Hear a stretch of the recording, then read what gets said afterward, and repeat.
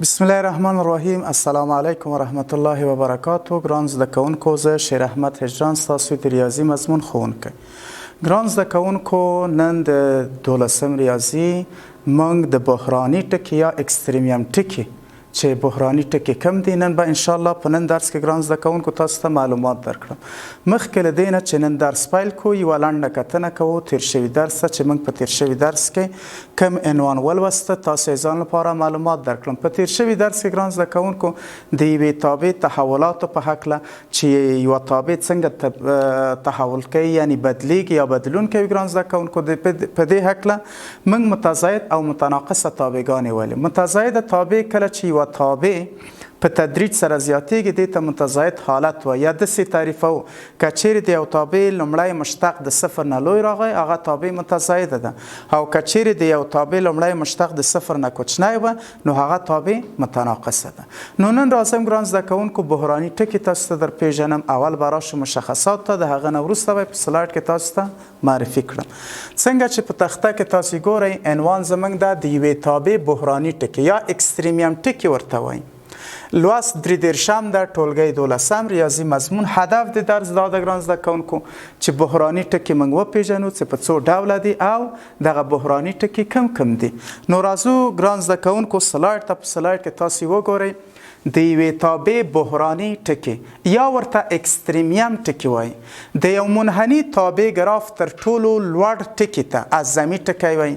یعنی کله چې تاسو یوه تابع رسموئ، لوی ټکی یا غټ ټکی د اعظمي ټکي په نوم یادیږي، او تر ټولو کوچنی ټکی د اصغري ټکي په نوم یادیږي. یعنی تر ټولو کوچنی ټکی د یو تابع دې ته اصغري ټکی وایي. لوی ټکی اعظمي، کوچنی ټکی اصغري.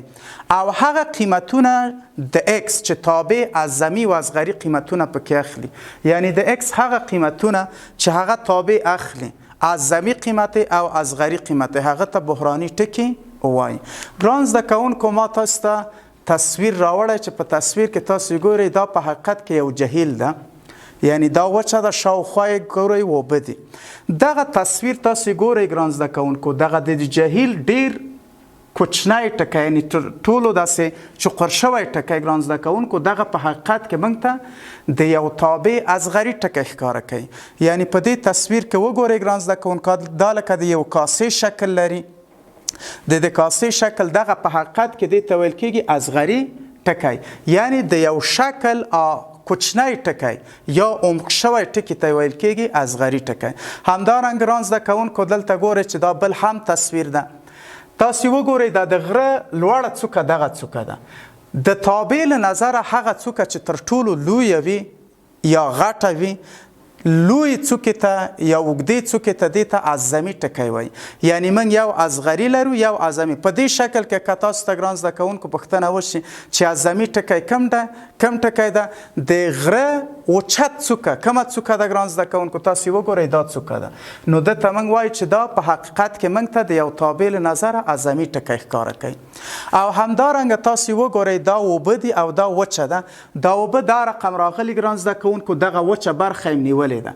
نو دا که د تابع له نظره موږ مقایسه کړو، تاسو ګورئ چې تابع دلته کوچنی ټکي ته راغلی ده، نو دا په حقیقت کې موږ ته څه شی ښکاره کوي؟ اصغري ټکی. نو دغه اصغري ټکی او اعظمي ټکی په حقیقت کې د بحراني ټکو په نوم یادیږي. ښه، اوس ځینې تعریفات دي چې مخکې له دې نه اعظمي ټکی او اصغري ټکی تاسو ګران زده کوونکو وپیژنئ. دا تعریفات سره باید بلدیت ولرئ. اول ثابته تابع وپیژنئ. ثابته تابع هغه تابع ده چې لومړی مشتق صفر شي. د هرې تابع لومړی مشتق چې صفر شي هغه ته ثابته تابع وایي. دویمه متزایده تابع. متزایده تابع یعنی ډیریدونکې تابع، هغه تابع ده چې د هغه مشتق اول مشتق د صفر نه لوی وي. دریمه متناقصه تابع لرو، هغه تابع ده چې لومړی مشتق د صفر نه کوچنی وي، چې دا په تیر شوي درس کې ما تاسو ته ګران زده کوونکو یادونه وکړه. دلته باید درې تابع وپیژنو. ثابته تابع د مشتق له نظره هغه تابع ده چې اول مشتق صفر شي. متزایده تابع د مشتق له نظره هغه تابع ده چې اول مشتق صفر نه لوی راشي. او متناقصه تابع هغه تابع ده چې لومړی مشتق د صفر نه کوچنی وي. اوس راځو نو اعظمي ټکی تعریفوو. اعظمي ټکی ګران زده کوونکو په شکلونو کې تاسو ولیدل. هغه ټکی و چې غره کې تاسو کله وکتل په تصویر کې لوړې څوکې د غره ته هغه اعظمي ټکی و. د تابع له نظره یې داسې تعریفوو. کله چې یو تابع په فرضي ډول ولرو اف ایکس تابع په ایکس صفر ټکي کې، ایکس صفر یو فرضي ټکی ده، په دغه ایکس صفر معین ټکي کې د تضاید حالت څخه متناقص حالت ته تبدیل شي، دې ته موږ وایو چې دا څه شی ده؟ اعظمي ټکی ده. او یا یې داسې تعریفوو او یا هم د مشتق اشاره په ایکس صفر ټکي کې د مثبت څخه منفي ته تبدیل شي، نو دې ټکي ته څه شی وایي؟ ایکس صفر ټکی. زه به د تصویر ګران زده کوونکو تاسو ته رسم که وګورئ چې یو تابع په کوم حالت کې اعظمي ټکی لري. تاسو دغه شکل ته ګران زده کوونکو ښه پام وکړئ. زه داسې یو شکل په نظر کې نیسم چې دا د ایکس محور وي، دا د وای محور. یو تابع زه دا رقم په نظر کې نیسم، داسې یو تابع وي او دا تابع ګران زده کوونکو تاسو متوجه اوسئ محدود شوي وي، محدود شوي وي په ای ټکي کې او په بي ټکي کې. دغه لوی ټکی، لوړ ټکی خو دغه ټکی ده، نو دغه لوی ټکی فرض د مثال که زه ایکس صفر ونیسم، تاسو وګورئ دغه تابع د ای نه تر ایکس صفر پورې تاسو ګورئ چې حالت د تضاید اخیستی، یعنی پورته شوې ده. کله چې تابع تضاید کیږي، مخکې مو خو تاسو ته وویل اول مشتق څنګه راځي ګران زده کوونکو؟ آفرین، د صفر نه لوی. ښایي د ای نه تر ایکس صفر پورې د دې اول مشتق د صفر نه لوی ده، چې دې ته ویل کیږي متضاید. او کله چې د ایکس صفر نه دې خواته راځئ، نو تابع ښکته خواته راغلی، ښکته خواته ویل کیږي څه شی؟ متناقص. یعنی متناقص کې اول مشتق د صفر نه څه شی وه؟ کوچنی. نو تاسو ته ګران زده کوونکو ښه متوجه اوسئ، ایکس صفر دغه ټکی ده او دغه ټکي ته تاسو متوجه اوسئ تابع داسې پورته راغلی، دې حالت ته متضاید حالت وایي. او د دې ټکي نه وروسته تابع ښکته راغلی، دا متناقص ده. نو توجه ولرئ، هغه ټکی چې متضاید راخلي متناقص ته تبدیلی، د دغه ټکي نوم ده اعظمي ټکی، دې ته اعظمي ټکی وایي. یعنی څه؟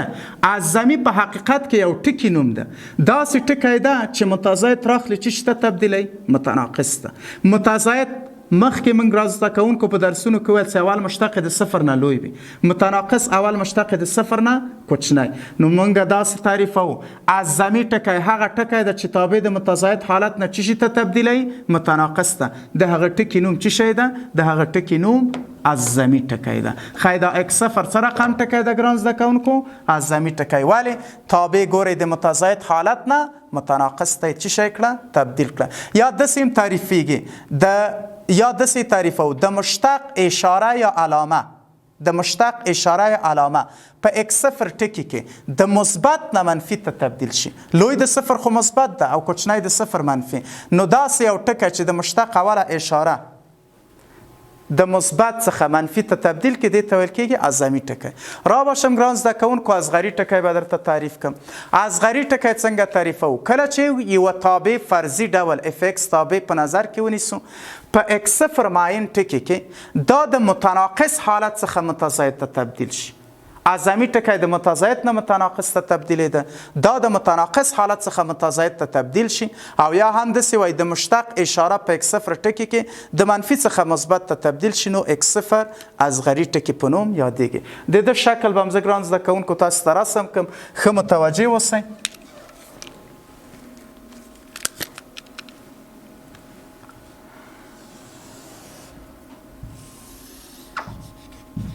د ایکس محور دا د وای محور داسې یوه تابع په پام کې ونیسو، شکل د یو منحني پارابول شکل ولري او دا تابع ګران زده کوونکو په ای او بي ټکي کې دغه ټکي کې محدود شوي وي، په ای او بي کې په دا انتروال کې څه شی شوی وي؟ محدود شوی. دغه تر ټولو کوچنی ټکی ده د تابع، دغه ټکي ته زه څه شی ورته وایم؟ ایکس صفر. اوس ګران زده کوونکو تاسو ښه متوجه اوسئ، دغه ایکس صفر ټکي ته ښه پام وکړئ. تابع په حقیقت کې ایکس صفر ټکي ته چې ځان رسوي، دا رقم ښکته راغلی، ښکته حالت ته څه شی ویل کېږي؟ متناقص. متناقص. او په متناقص حالت کې تاسو پوهیږئ چې اول مشتق د تابع څه شی وي؟ آفرین، کوچنی وي د صفر نه. او بیرته د x صفر ټکي نه پورته تاسو ګورئ چې تابع پورته حالت ځان ته نیولی دی حالت ته ویل کېږي متزاید. او په متزاید حالت کې اول مشتق ګران زده کوونکو څنګه ده؟ اول مشتق آفرین د صفر نه لوی ده. نو توجه ولرئ x صفر ټکی تناقض د تابع ده، یعنی تابع ښکته راغلی، متناقص حالت ده.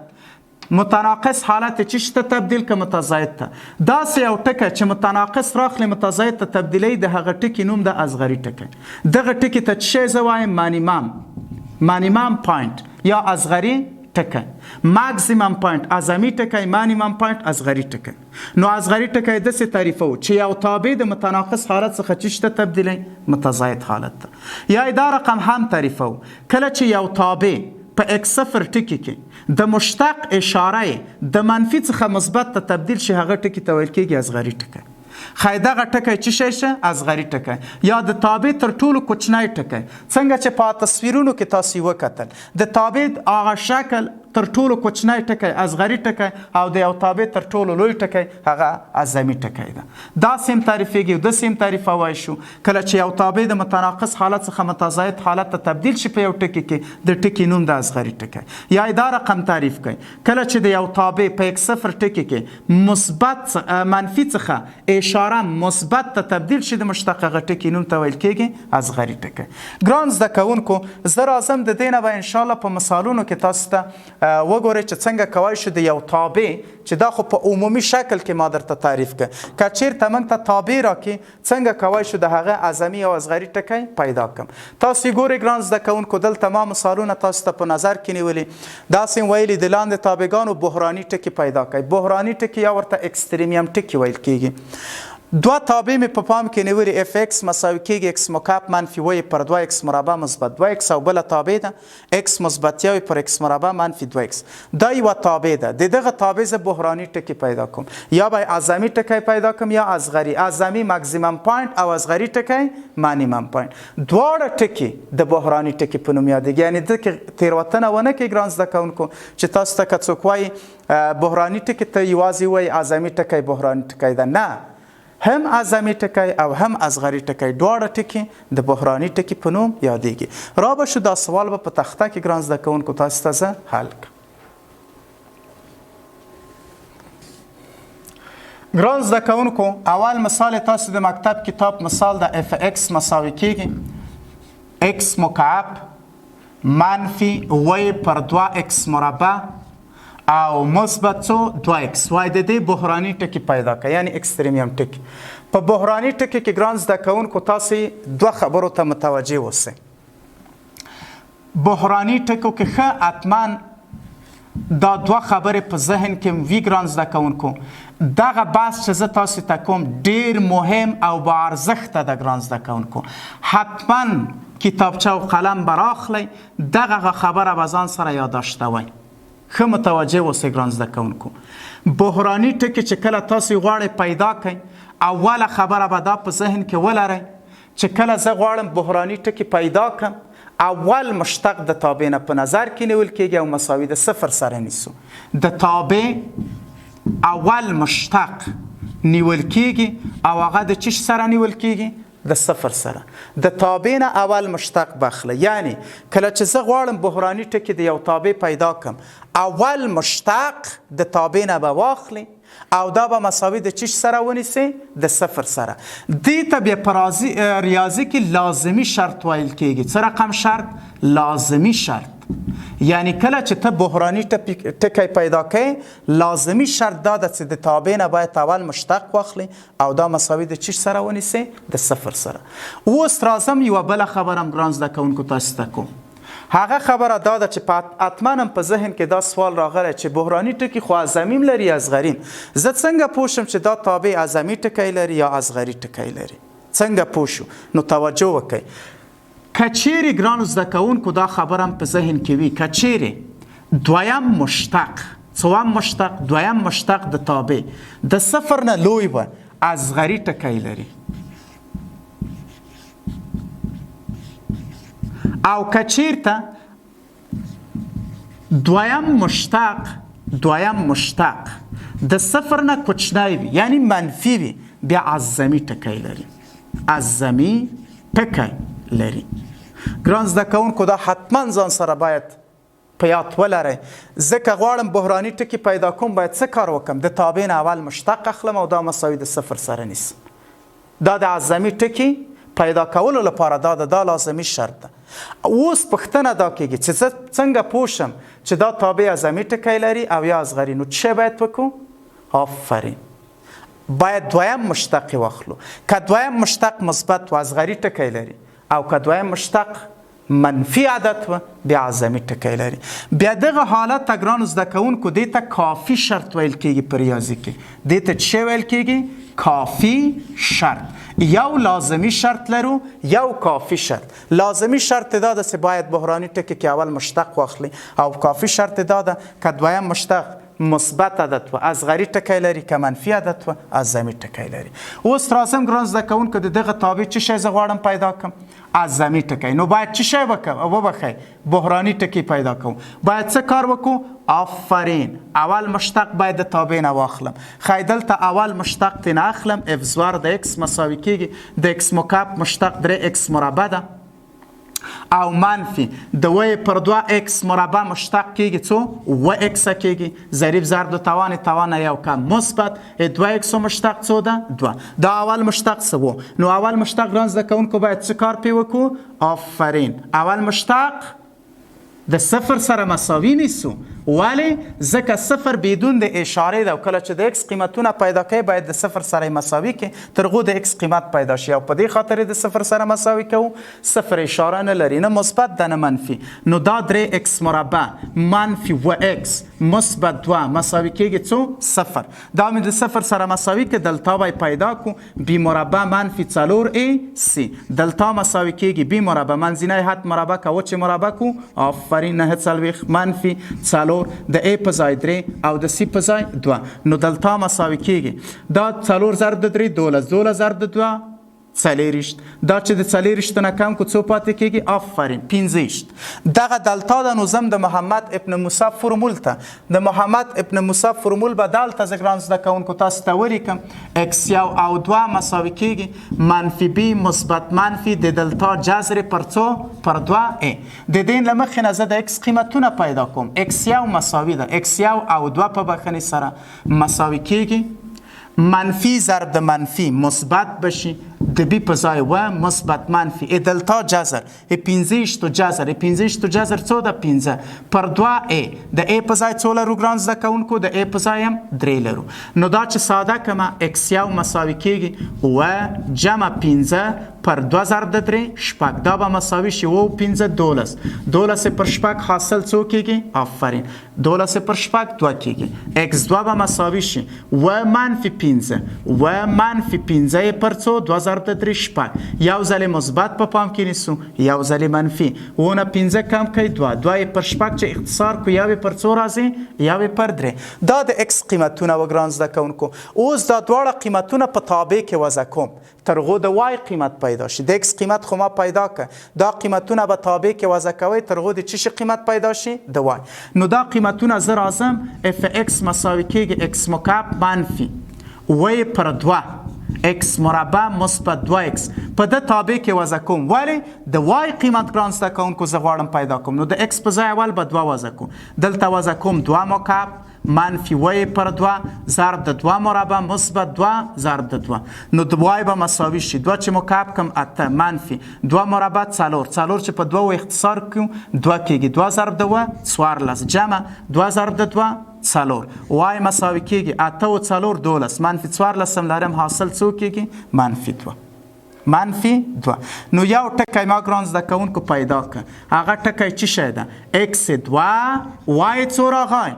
وای منفي 2. یو ټکی دا ده. خو په ده زه نه پوهېږم چې دا به اعظمي ټکی وي که اصغري ټکی. اوس ګران زده کوونکو زه څه کار کوم؟ اوس غواړم چې دغه یو پر 3 وضع کړم. یو پر 3 د تابع کې وضع کړم چې یو پر 3 کې قیمت اخلي او که نه اخلي. نو ګران زده کوونکو 2 مې وضع کړم منفي 2 شه. که چېرته زه اوس یو پر 3 وضع کړم دا به شي یو پر 3 کل مکعب منفي وی پر 2 ضرب د یو پر 3 کل مربع او مثبت 2 ضرب د یوې پر څو 3. نو دلته ګران زده کوونکو وایي مساوي کېږي یوې پر 20 منفي دا چې مربع کو یوې پر 9 راځي وایي پر 2 ضرب د 9 18 مثبت 2 پر 3. ګران زده کوونکو وایي مساوي کېږي دلته به مشترک مخرج 450 ونیسو. کله چې دا ساده کوي مستقیما و د 450 تقسیم پر 20 کې 2 کېږي 2 ضرب د 1 2 منفي 450 تقسیم پر 18 3 کېږي 3 ضرب د 21 مثبت 450 تقسیم پر 3 و 18 ضرب د 2 18 دا به شي 18 نه 21 کم کوي ګران زده کوونکو 18 کېږي 18 پر څو 450. نو دویم ټکی موږ پیدا کړ چې x یو پر 3 و او y څو راغی 18 پر 450. اوس ګران زده کوونکو دلته به زه اشاره د تعیین کړم اشاره به تعیین کم چې کم ټکی اعظمي ده او کم ټکی اصغري ده. دلته منفي لایتنی اول ټکی یو پر 3 لیکم دویم ټکی 2 ده ګران زده کوونکو یو ټکی زمونږ دلته 2 راغی د x لپاره او یو پر 3 او په آخر کې مثبت لایتناهي دلته د x لپاره اول مشتق نیسو بیا به خپله تابع وضع کو د یو پر 3 نه دې خواته قیمت ورکه په مشتق کې. مشتق زمونږ ګران دوستانو څنګه ده مشتق موږ دلته نیولی به په حقیقت کې مشتق مو دلته و 3x مربع منفي x مثبت 2 که چیرته یو پر 3 ونه کوچني قیمتونه ورکم لکه 0 ورکم 0 چې ورکم ګران زده کوونکو دا په حقیقت کې مثبت راځي یو پر 3 ونه کوچنی قیمت او که چیرته یو پر 3 د 2 ترمنځ قیمت ورکو یو چې ورته قیمت ورکو دا به منفي شي او د 2 نه پورته قیمت چې ورکم مثبت کېږي. خیطابه د حالت کې متزاید ده په دې حالت کې متناقص شوه په دې کې متزاید یو پر 3 قیمت ورکه ګران زده کوونکو څو راغی 18 پر 450 او دوام چې قیمت ورکه څو راغی 2 منفي 2 شوه.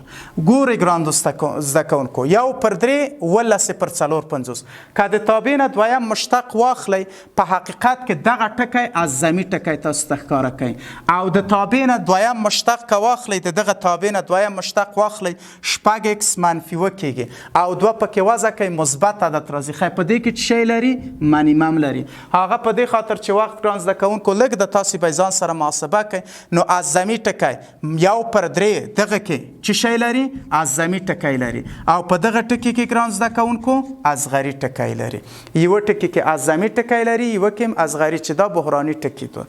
نو راځم ګران زده کوونکو دا درس به خلاصه کوم په دې درس کې موږ بحراني ټکی ویل یا اکستریمیم ټکی د یو تابع تر ټولو لوی ټکی ته اعظمي ټکی وایي او تر ټولو کوچني ټکی ته اصغري ټکی وایي. ګران زده کوونکو دا نننۍ برنامه چې تاسو ځان لپاره ما تقدیم کړه تر بلې تاسو په لوی پاک الله سپارم. ښاد او بریالي اوسئ.